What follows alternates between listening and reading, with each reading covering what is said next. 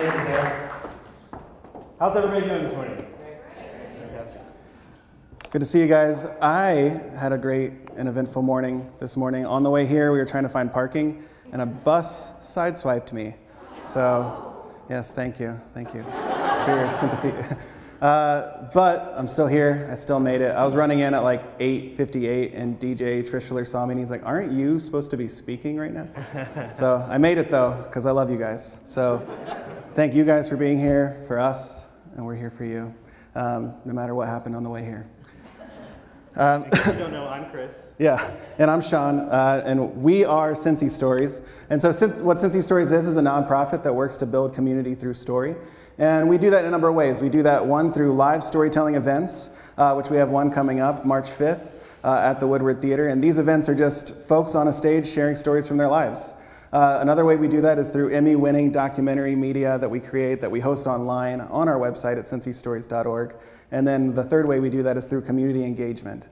And that's our main project, and we're going to be diving into what that is a lot more throughout this talk. But basically, we spend 6 to 12 months in a neighborhood, meeting the community, telling their stories, opening a space that we call a story gallery, which is like a mixture of an art gallery, a living room, and a coffee shop, which Sarah had referenced before. We have thrift store furniture, we have touchscreen TVs, you can watch stories of people that live in that community, and a booth that people can tell their story.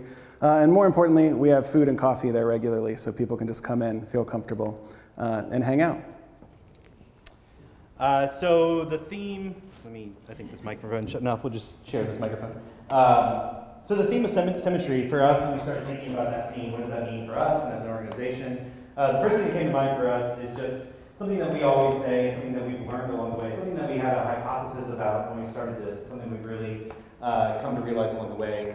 It just keeps shutting off. Which is that the human experience is a lot more similar than it is different. We realize all these things that we think of as identifying factors that separate us from other members of other humans, whether it's race or whether it's where you're from, whether it's a language that you speak, and what is something that actually joins us together. So if we're looking at, when we started this, it was a conversation of how do we build community? What is a tool that we can use to build community and bring people together and build bridges?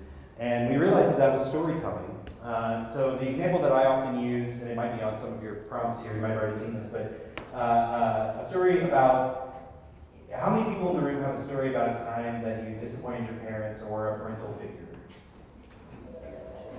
All of us, right? And what happens is if I share that story, if I tell that story, especially maybe not while I'm on stage and you guys are sitting in chairs, but if we're at a dinner table, if we're in a living room, and I share that story, the first thing that's going to happen is that you're going to share your story. And that's going to connect us. And that's going to start to break down walls of things that may instantly kind of divide us. So yeah, we realized early on that that was something that, that's one of the reasons why we wanted to do this. When we share a story like that, let's say, or a story, about how we got our first job, or how you got your first bicycle, or something like that, it may not seem that we're getting closer to those, it may not seem that we're really healing divides, or that's kind of a trivial thing to share something like that. But what that does is it shows us as human beings to one another. And so when we can start to see each other as human beings, we start to see ourselves in one another, it makes those harder conversations that we need to have as a society a lot easier. If I see you as a human being, then when we start to have disagreements about things, it's going to be a lot easier for me to be able to understand where you're coming from if I can see myself within you. So how we got started, yeah, so how we got started with this was Chris and I met, we worked together, and we love storytelling. And so we would often talk about documentaries we were seeing, episodes of This American Life that we heard. And so we wanted to find a way to take this thing that was entertaining and educational, and how can we use it as a tool to build community? how can we actually use it for that purpose? And so we started to brainstorm what we could do. As Sarah said before, I used to be a pastor, and so I have thrown plenty of events on a weekly basis, and was very used to doing that. And Chris was a documentary filmmaker, and we had hundreds of dollars of equipment, so not much if you know how much equipment costs. So we started just talking, okay, what can we do? I reached out to the Moth to start a Cincinnati chapter of the Moth, and they were like, we don't want to be in Cincinnati. And I was like, well, we don't want you to be in Cincinnati then. And then 3 years later, they did a Moth in Cincinnati. So, but we decided to start our own event out of that. And so we were like, okay, we hang out at Motor a lot. Let's just do it at Motor's basement. We have this hundreds of dollars of equipment. Let's just start making videos on random people that we know have interesting stories. And from there, we just started doing it, you know. And what we could have done was we had dreams. We met up, I can remember many, many times before we did anything. We met up at Cafe de Sales in East Walnut Hills, and we would just like tell each other like, this could be this. And then the other one would be like, yeah, and this could also be this. And we had dreams that were 5, 10, 15 years down the road. And if I thought about like, oh, well, we're not there yet, I would get paralyzed with fear, and I wouldn't want to do anything because I thought about how hard it is to get from the place we were to the place we wanted to be. But the first thing we had to put into practice was just, we have to be doers. We have to do something with what we have.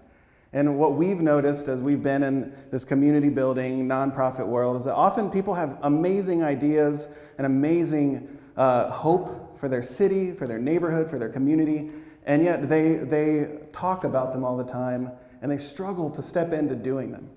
And so the first thing that I want to say, if you can take anything away from our story and what we've done, is if you have one of those ideas, if you want to build community, if you want to bridge divides, if you want to do any of that stuff, just start with what you have and just do it. All we had was a basement and a pub and a few $100s of equipment, and we started there. And we were able to build it from that place. And we also did it for the first year for free, just out of the kindness of our hearts and out of the passion. We did it completely for free, and then eventually someone took notice. The Redevelopment Foundation took notice, and so our first time that we were paid to do this work was in Walnut Hills, where we started the Street Stories project. So yeah, we had made a few documentaries, again with what equipment we had and what skills we had at the time. And we had been doing the live events. And both of those the Walnut Hills Redevelopment Foundation, which is a great organization in Walnut Hills, that does many things. One of the things they do is they're actively trying to build community and strengthen bonds within their own community. So they came to us, reached out to us, which was a really cool feeling for us to have somebody come to us and ask us to help them on something. And they said, look, we really think what you're doing has a lot of value, and we can see this project being something here. Specifically, the videos would be really useful for us if we could share some of the stories of our residents. One problem that Walnut Hills felt like they had as a community is that, and this is something that we realized a lot of communities have a problem with, is a branding issue, essentially. You get branded, neighborhoods get branded by maybe negative crime stories, maybe the new bars or breweries. They get branded by a lot of things, the businesses that are there. They very rarely get branded by the people who actually live there. And that's a shame, because that's what a neighborhood is. We all love the new breweries, we all love businesses being part of our communities, but really at the end of the day, it's people who work in those businesses and the people who live in those buildings that make up a community. So we wanted to try to, and the Redevelopment Foundation also wanted to try to balance out that branding a little bit, just kind of weight the side of people. And so we started to talk about ways we could do this. One of the things that was interesting was that where they were getting a grant to fund this project was specifically creative placemaking. And so they had a need to make this somehow place-based, as opposed to just something that was thrown online. So they said, look, we have this space, and Model Group has this space. It's newly renovated in the Trevelyan Flats development in Walnut Hills. Use it. Just make it an office, make it a studio. And we started talking, and we didn't really need an office at that point. We didn't really want a studio, because the work we do is going out to people to get their stories. We don't very often shoot in a studio. And so we started thinking we don't need a space, but the community does. The community needed a free, open, comfortable place that they feel like they can come into without any barriers.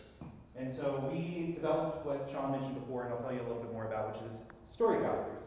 We've had 3 of these story galleries. We have one in Walnut Hills, one in Priceville, one in Avondale, and hopefully this year we'll have one in West End. If you guys have any connections with funders, we'd love to talk to you. But what we do is we rent out a storefront for 6 months to a year. We fill that storefront with just very comfortable furniture, thrift store furniture. Again, it's the necessity of not having a lot of money created us buying this kind of very comfortable thrift store furniture, but it actually worked in our favor because it's very welcoming. It doesn't particularly turn any one group of people off. And so we filled the storefront up. We put some stories that we had collected in Walnut Hills, both some live stories that we had filmed and that we had put on video, and then also some short documentaries just that we happened to make about residents of Walnut Hills. We put a story booth. We actually went and bought one of those Rubbermaid sheds, and we put it together inside the storefront and made a story booth out of it where people would go in and record their own story. We had, in spaces, we have audio stories throughout the space. You can go pick up a phone and it'll play a story. But all of these exhibits are personal story based from the people who live in that neighborhood. So if you're not from that neighborhood, you can learn about people who live in that neighborhood. And if you are from the neighborhood, you can get to know your neighbors. One of the most satisfying things for me in the story gallery is when somebody watches the video on the screen and then says, wow, I see that person all the time. I see them at the grocery store. I see them around the neighborhood. And I had no idea that this was their story. So that's really huge to us. So yeah, like Sean said, it's a combination of a living room, art gallery, and coffee shop, always free. We work with other restaurants and other groups to get us food. That's really a big benefit for us to be able to come in. And it was really important for us not to overwork the idea. One of the things that we've noticed as we work in community, as artists who are coming into communities that we're not from, to do art. I think a lot of times the inclination as a creative is to say, what art brings joy into my life is going to bring joy to other people's lives. If I could just show them what brings joy to me, then they're going to fall in line and really love this thing too, and it's going to bring joy to their lives. And you can't approach it like that. You have to be able to approach it and say, what do you like? What do you want? What do you want to share with us? So we make this very, very, very low pressure. In fact, we make sure that we do not pressure anybody to tell a story. When somebody comes into our space for the first time, we don't even tell them necessarily what this thing is until they ask us. And we certainly don't say like, okay, so now go get in the booth and tell a story. It may be 3 or 4 times visiting before they start to realize, hey, you know what, I think I might want to share a story. So being approachable and being open and understanding that we're not from the communities that we're going and working in has really benefited for us. And Sean's going to talk a little bit more about just how to remain approachable. Yeah, our first step in realizing how important it was to be approachable was when we opened the space in Walnut Hills. And it's this free space, and we made it no barriers, like we said. And we had a soft opening where we just wanted the neighborhood to be able to come in before we had like a grand opening, and we invited the people that had been our supporters through our events and stuff. And so we had this soft opening, and we would like sit in the space and nobody was coming in, and we were like, aren't they like interested in what this is? It's free, there's no barriers.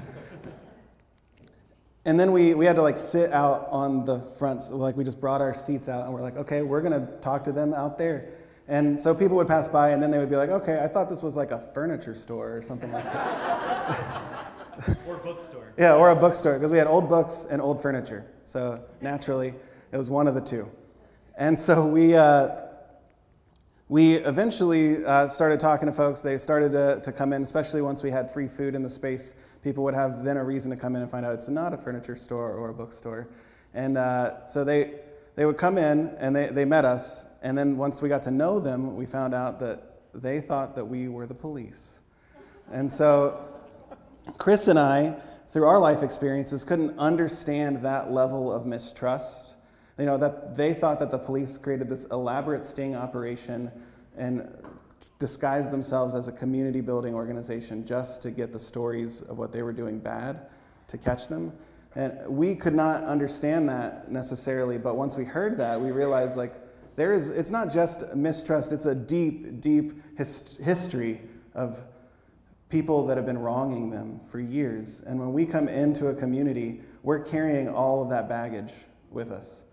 Without being outsiders not from the community, we have to just be constantly aware of that. And so being approachable, as Chris said, just having a space that's open and free to everybody, that's welcoming, that we don't force anybody to do anything when they come into our space is so important to the work that we do, and so hard to quantify and to measure and then to get funding, because we're like, oh, we're not forcing anybody to do anything. And they're like, so what are people doing?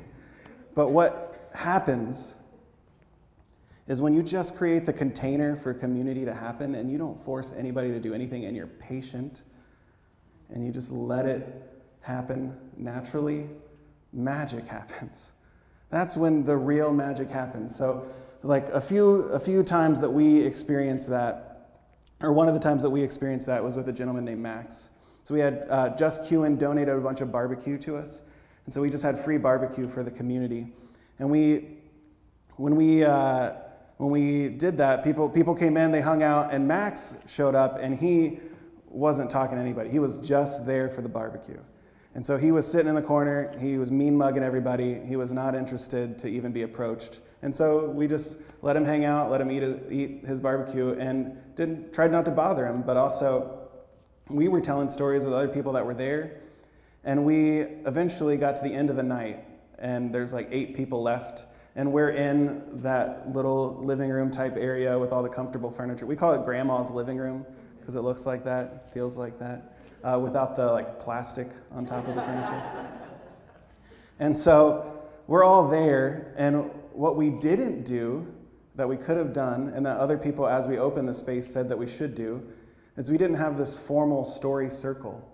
And you know, all of that stuff is fine, but what it attracts somebody that's interested in storytelling, in art, in story circles, but you're not going to get just everyday community members coming in going, I want to participate in a story circle. But you know what we do every day, the art form that we all take part in every day?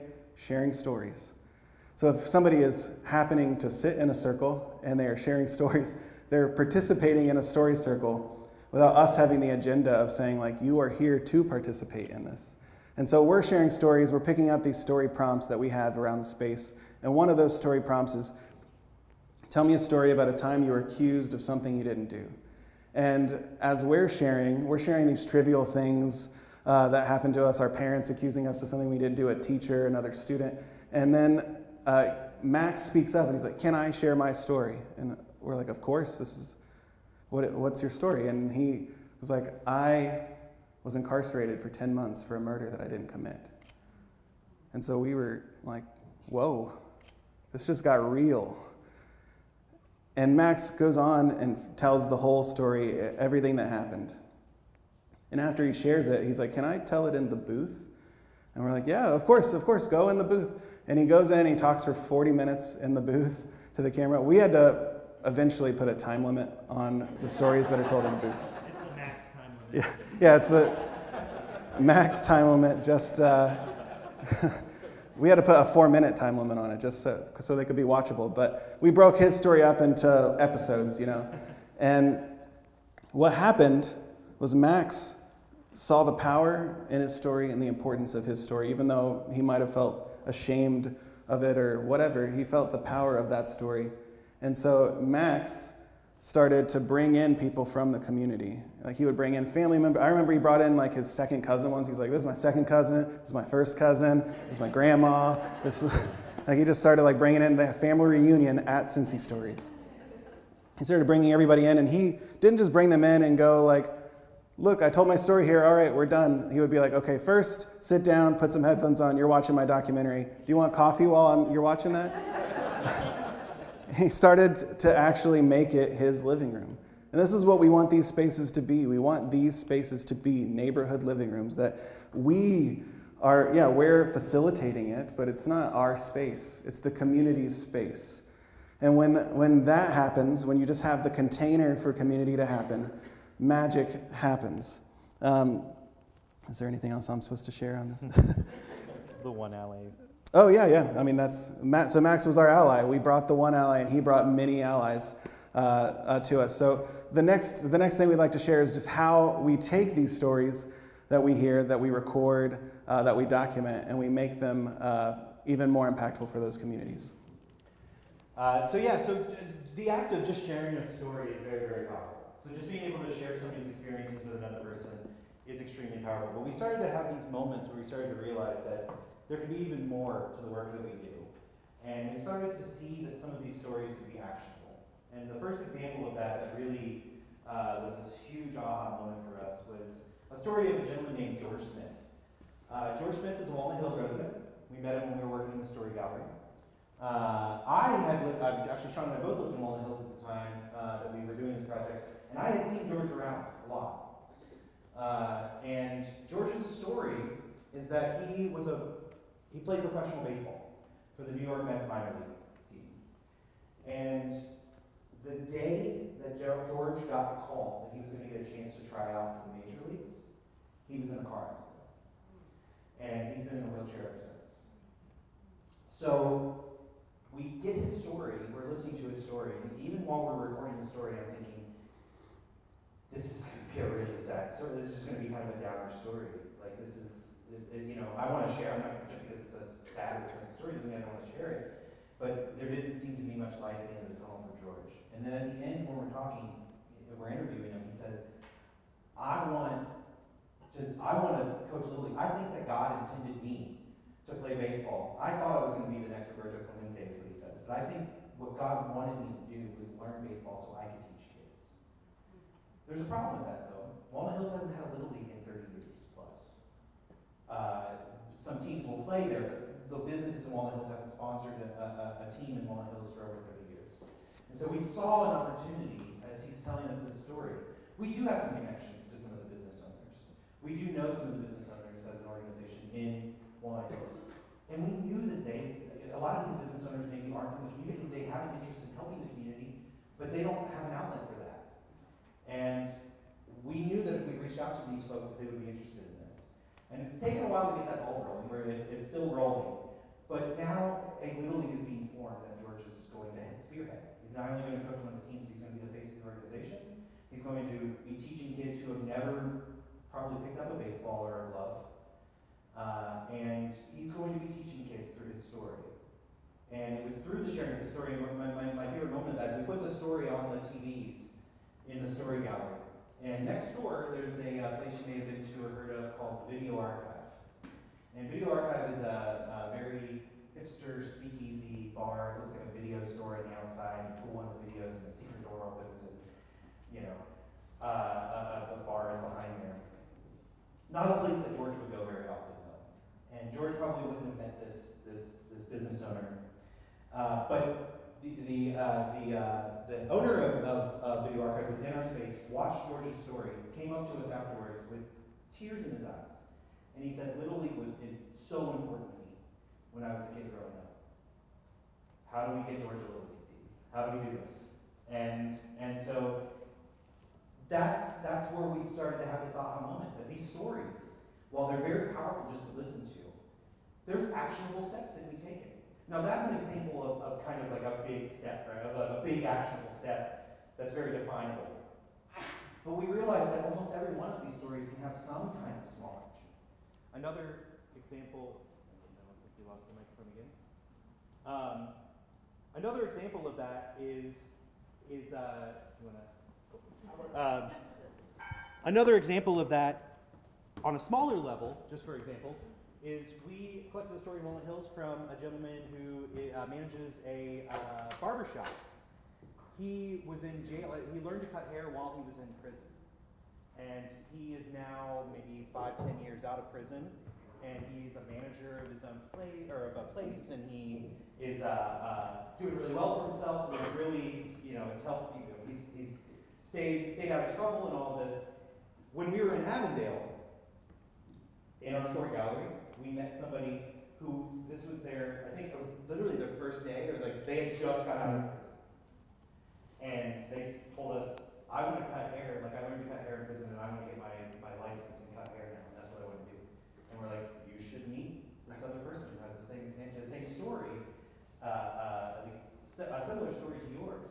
but is a little bit further down the road. And so we're able to connect those people. And we see that as a huge, huge part of what we do. It's just being, we touch so many different parts of the community and so many different sectors of the community that we saw an opportunity just to start connecting people. And so if you sit and have a meeting with us, it's almost guaranteed by the end of the meeting we're going to say, you should really talk to this person. You should really meet this person. So it's a big part of what we do is just trying to make these stories actionable. We have a lot of these examples of times where it's something that we're now actively doing. We're not waiting to be inspired by action. We're always looking at stories that we meet. And you'll definitely hear some more examples of that. So yeah, so we, from Walnut Hills, we went and have now been in all 3 Price Hill neighborhoods. We've worked in Avondale, and in all those neighborhoods, we've met people. This work, it can sound, as we share it today, it can sound like really clean, like we just okay, we know who we're gonna pick for some actionable story, and we know this person's gonna be powerful, this story's gonna be, it's very messy work to come into a community and just hear story. We hear all sorts of stories that we could take action on, and we're trying to figure out, okay, how do we best give that, both take action on it, but also give what we do to the community so then they can take what we do to one another and help take action on one another's stories when we're not even there, when we leave a community. But another story that we have that we took action on recently was a guy named Antonio. Antonio's actually right here. We're going to bring him up here in a second. But Antonio is someone who, he came into our space and he was just so open and he was so excited about what was going on there and how he could share his story. And we were so then excited to share his story because he lives in Avondale and he's a ballet dancer and he has this gift that he wanted to share with the world. And so we were like, we want to help you share that with the world. So I don't need to say anything else. I don't want to ruin his story, but we're going to show his video here for you guys. I fought and I'm fighting as we speak, and I will continue to fight until I get to where I want to get to in life.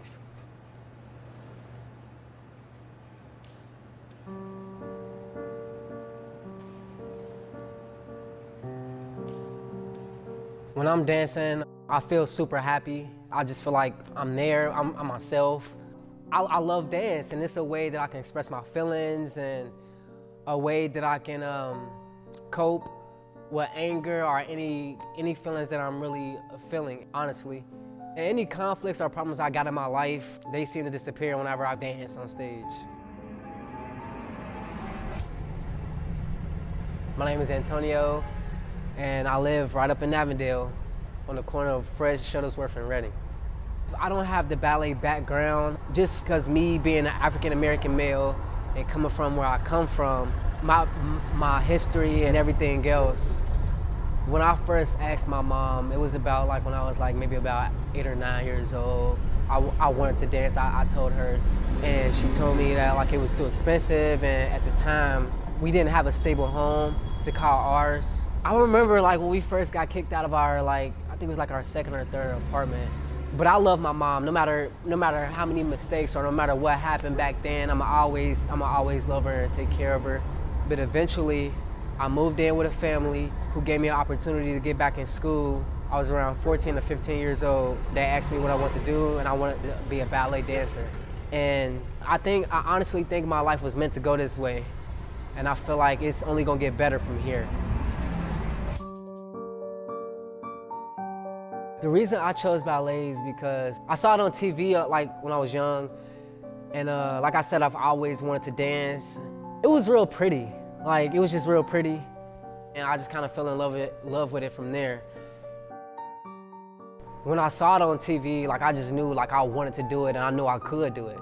So from then, they took me down to Cincinnati Ballet, and they loved me there, and I worked so hard that I got a 50% merit scholarship. That shows to you or anybody who want to make it happen, it's only your mind and it's only you that's stopping you. Practice comes early, but I take a numerous amount of classes. I take classical ballet, I take modern, I take choreography, I take partnering class. I spend my whole day practicing and rehearsing and just working on things that I really don't know how to do or that I'm not good at, and I just keep on working. I love working hard. A lot of people don't like working hard, or a lot of people don't know how to work hard. But I think I know it's most definitely one of the keys to get to wherever you want to get to in life. You work to your extreme. It's pretty hard. It's pretty hard, but I'm very passionate about it, and I love it so much that it's not like stressful, or it's not that much of a work really. Just push yourself. Your potential is higher than what you think it is, and you never know where it can take you.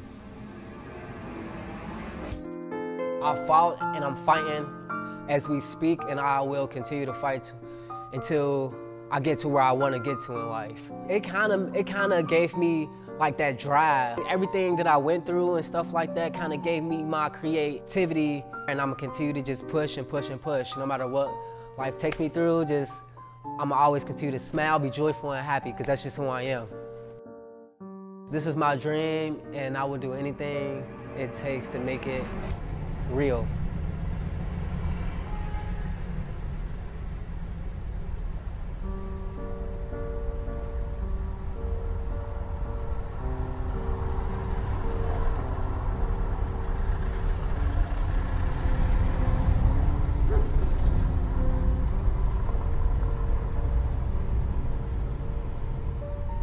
So can we give it up for Antonio's story?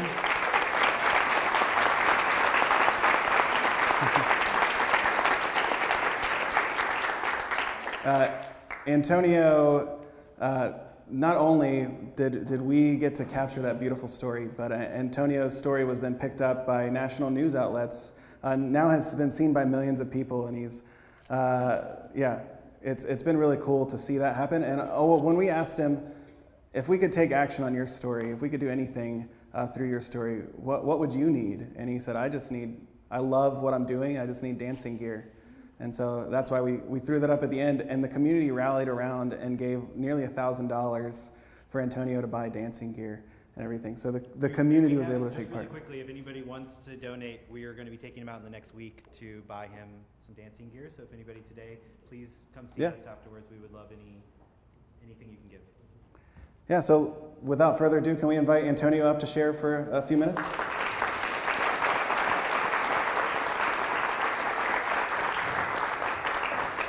Hello, I'm Antonio. I'm a little nervous.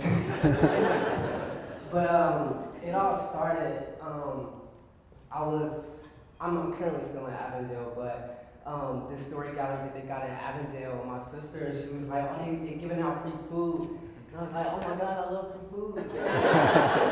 So I went down, and it wasn't no free food. And, it was all God, wasn't it? Yeah, it was all gone. It was all gone. So I walked in, they offered me a Coke, Sean offered me a Coke, and he's like, oh, go ahead, sit down, just check it out.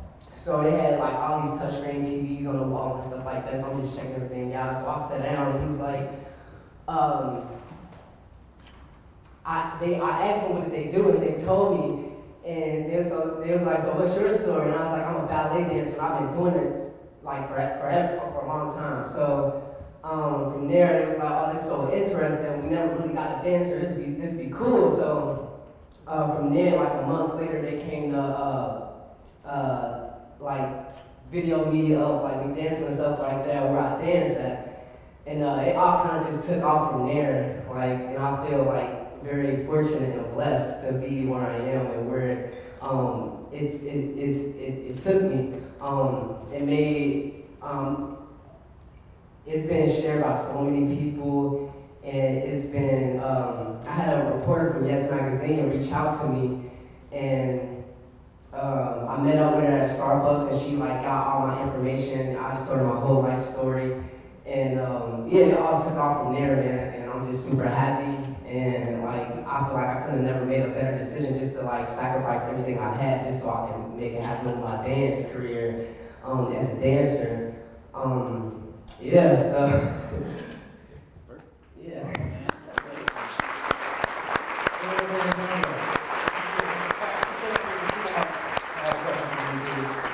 We'll leave Antonio here if you have any questions for him.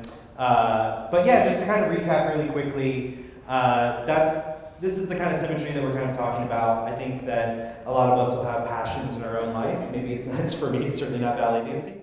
But I have passions and dreams and drives that I totally relate to Antonio's story. And so, yeah, it's the symmetry, the stories are the symmetry that connect us. They really are. Even if they're not the exact same stories, the relatability of stories is really crucial to, we have an equation that's part of our organization, which is communities based off relationships. Relationships are based off stories.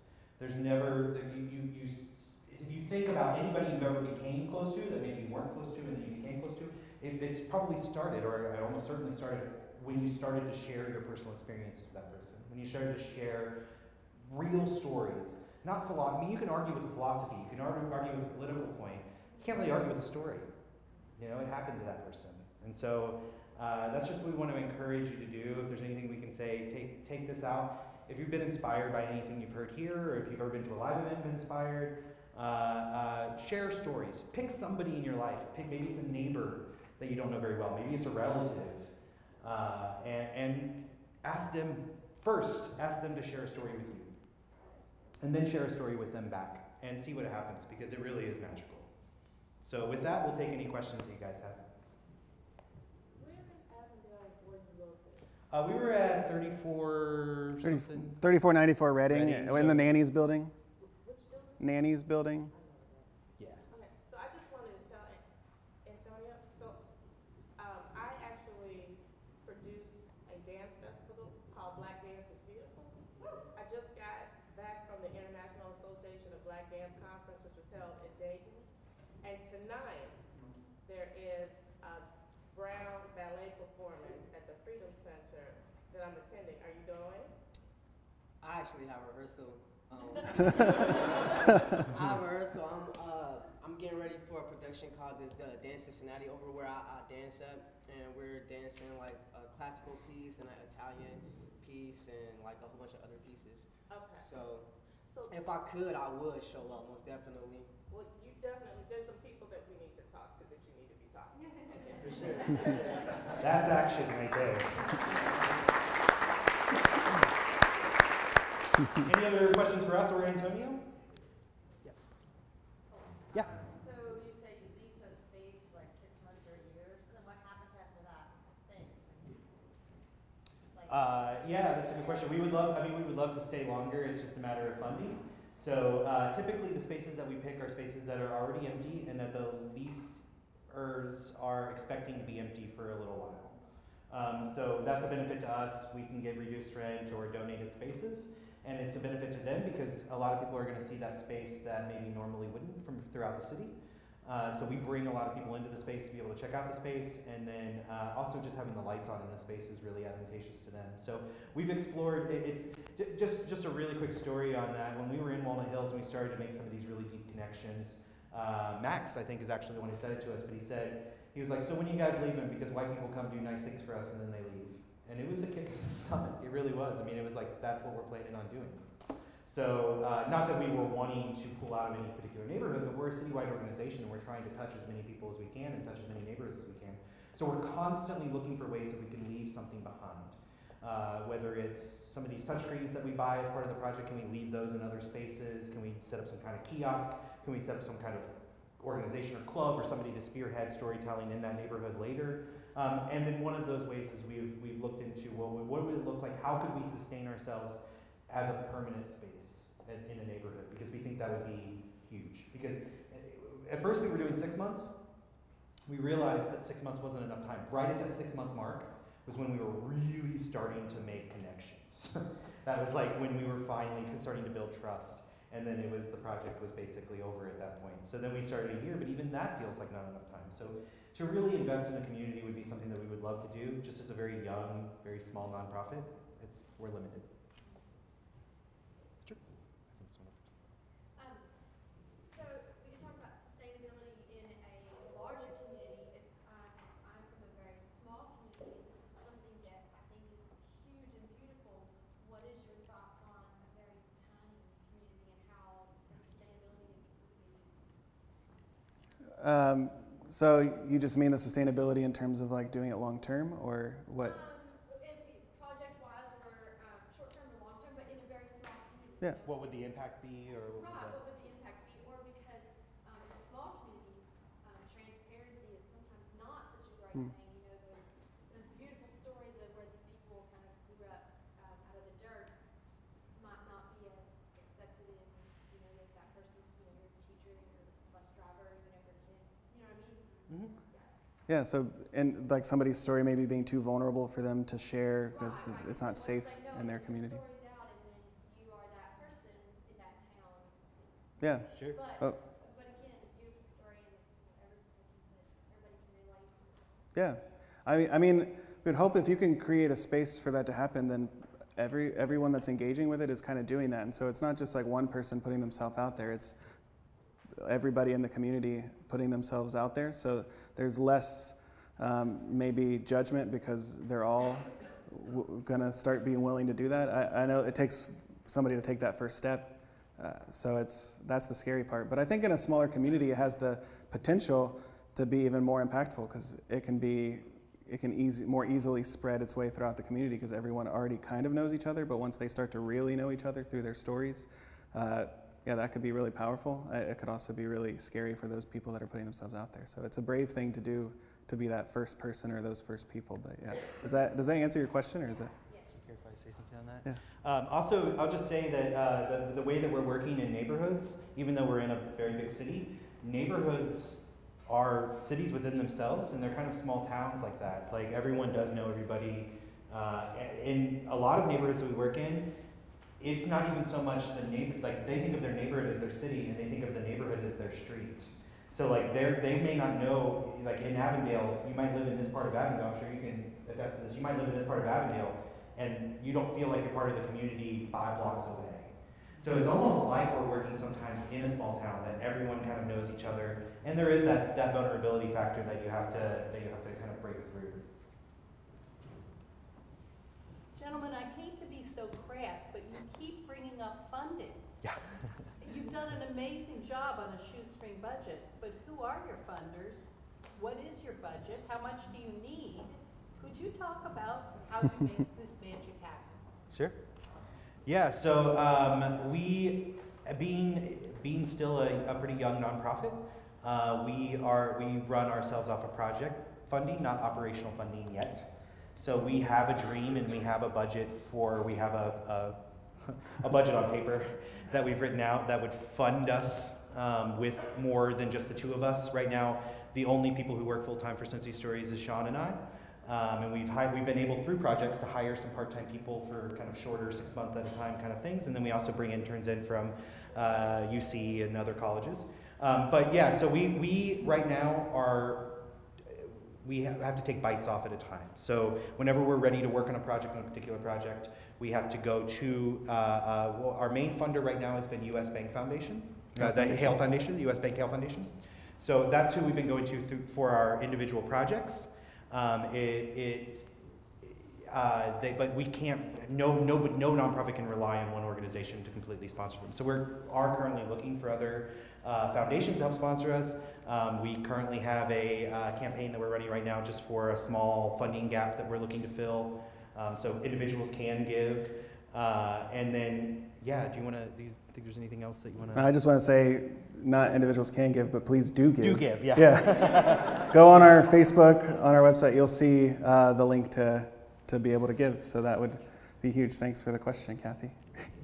One more question? I would like if you could share a little bit about your editing process. I was really impressed with what you did with Antonio, and I know from personal experience that you collect a lot of video that doesn't see the light of day. That's very true. And how much? So yeah, it depends on the project and what we're shooting. Antonio's was able to be a little bit more defined because we were able to really storyboard out his story. And we had kind of a finite amount of, we had an idea of what we wanted to go shoot with him. And so that one was, while there was still probably, like, you know, you talk about in the editing, in the video production world, there's always a ratio of what you end up using versus what you end up shooting. Sometimes we will shoot 100 to 1. So that means for 1 hour of final footage, we're shooting 100 hours. We're trying to get better about that because it does take up a lot of time and energy to sift through that footage and just to shoot it to be present. For the editing process for each one of these stories that we're doing, we try as hard as we can to do that personality, that person's story, justice, and to have it reflect something that reminded us when we were speaking to them, what if they could create their own video, if they could create their own short film, what might they add into it? And so it's very important to us to make each one unique, but not unique without a purpose. We wanted to, for Antonio's story, for example, when we were speaking to him, what we really got was this kind of duality of his life, this kind of roughness of his past and where his current situation is at times, and then the beauty of his dance, and how much that is an escape for you, right? Like how much he's able to kind of pour himself into his dance, and like he said in the video, how no matter whatever negative feelings he's feeling, dance absorbs that. And so we wanted to show that very starkly, and that's why we did it with the black and white versus color versus, the kind of grittiness of the sound versus the beautiful ballet music that's playing in the background. That's what's really funny is I pulled that music just from YouTube, and I literally Googled like ballet music or something like that. And if you pay attention, it's completely accidental, but at practice, that's the same music they were practicing to. So it's just coincidental that it worked out that way. But yeah, so that's just one example, but other stories that we do, we always try to honor that person's story, their personality, and their circumstances through the editing process. And we want to make, we're not getting anywhere if we share a story and it's bland and boring and uninteresting to watch. We've already lost. The reason that we try to up our production value constantly, and the reason that we try to make Emmy, and have made Emmy-winning content, is because if we can get someone to at least agree to watch that story because they're interested in the editing or they're impressed by the shooting, then they're going to hear the story. So it's very important to us. That's it. That's it. All right. Thank you guys.